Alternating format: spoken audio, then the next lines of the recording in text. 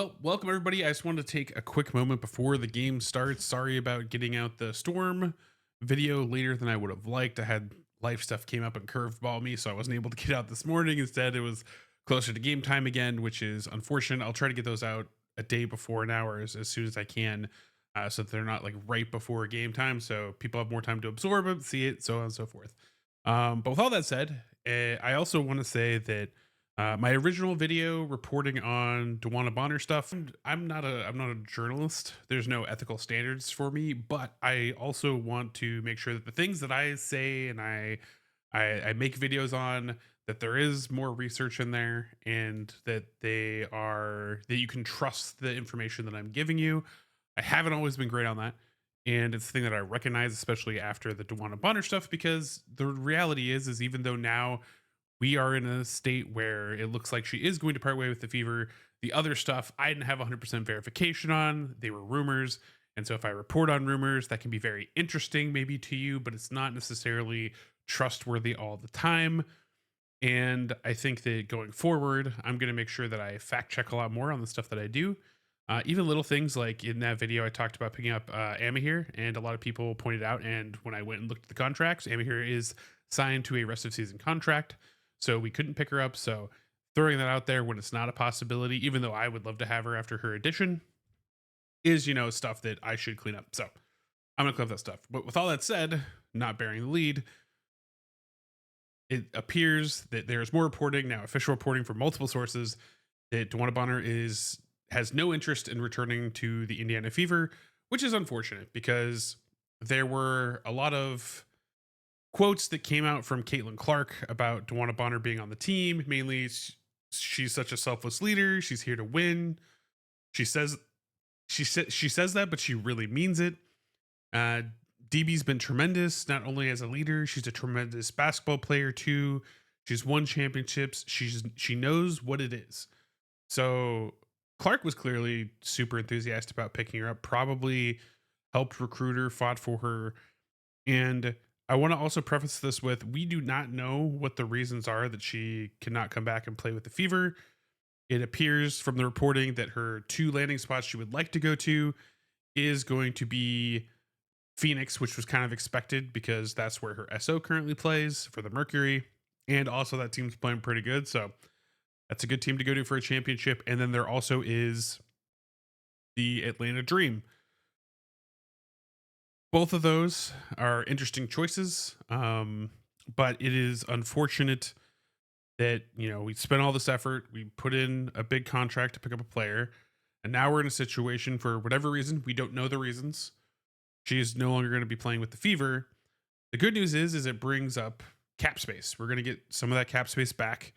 We're probably not going to be able to trade her because her $200,000 contract is really big. So if we did make a trade, there'd have to be a good package deal in there somewhere.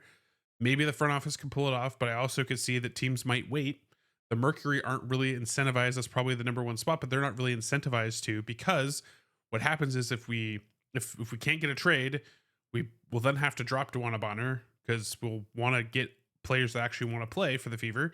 And then when we do that, what is going to happen then is she will go on waivers, and if she clears waivers, the Mercury have over, I think the vet minimum is like 78,000, and I think they have over that in their cap space still.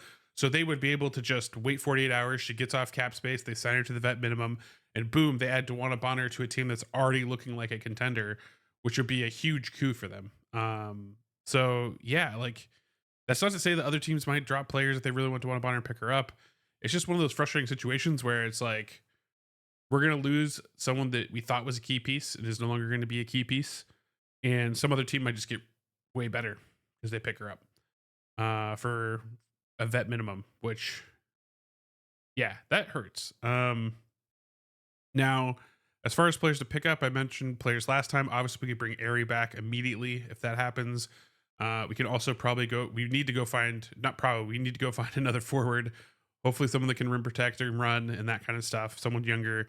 But yeah, this is just, it's a crappy blow. And again, I don't know the reasons, so I don't want to, maybe there is a perfectly valid reason. We have not had anything come out. There's been It's been pretty quiet on that front of what the actual reasons are.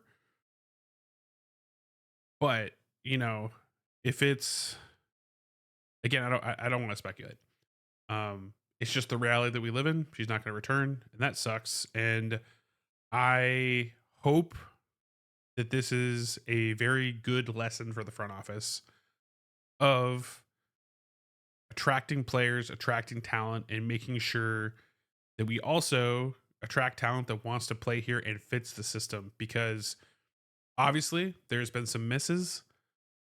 Obviously, there's a lot more pressure to play for the Indiana Fever, and there's a narrative around the Indiana Fever and its fans that will hurt our ability to acquire players. And this, if anything, the most damaging thing might be that this damages our ability to go pick up other players because Dwana Bonner came here and we don't know reasons, but she left, you know? So I think that that's one thing that I hope that if there is good terms somewhere in there or something's going on, that at least there is like a the official if official news comes out from both from the Fever and Dewanna Bonner, that there is like a mutual statement from them that helps the Fever not look like the bad guys, or you know, if something crazy did happen behind the scenes, then that should also come out too, so that it can be addressed and resolved. Because this is just so frustrating, and it's one of the things too that I could also see. You know, Sophie Cunningham talked about the team getting together, bonding over the stretch of away games. And I hope that this bonding has brought people closer together, because I guarantee you, if there was some behind the scenes turmoil, like that saps a team's excitement. And if you look at kind of the progression, and you look at this team recently with some of the fire and the energy and the love of the game kind of seeing sapped, there could be something behind the scenes of like, hey, maybe that's also a thing that's been weighing on people. It's like they feel down because they know that Dwana Bonner's probably not going to come back and play. I mean, I'm sure some of the players have reached out to her if they can, etc. So yeah, it's just a tough, sad situation. You know, if it's personal stuff, if it's family stuff, then you know, I hope the best for her and that some other situation fits her better.